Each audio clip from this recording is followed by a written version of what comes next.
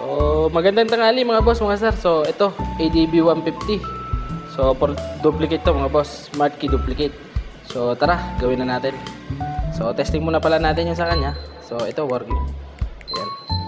So, bago kayo makagawa nito boss, so, may kailangan lang kayong special tools para dyan. So, ito, then generate yung smart key, tapos program sa motor.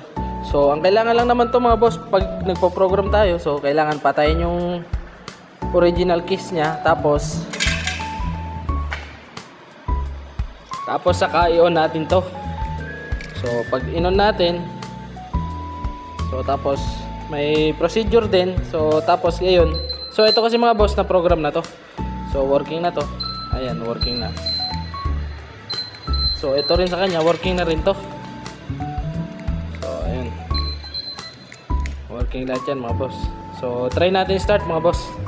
So, pinalayo natin yung isa, tapos ito, try natin start mga boss. So, yan. Yun. So, ayun mga boss, fully working. So, patayin na natin kasi konti lang daw yung gas na ito.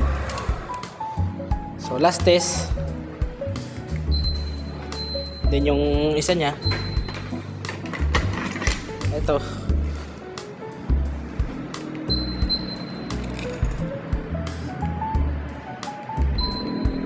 So ayun lang mga boss, maraming salamat sa tiwala. Mag-iingat tayo palagi mga boss.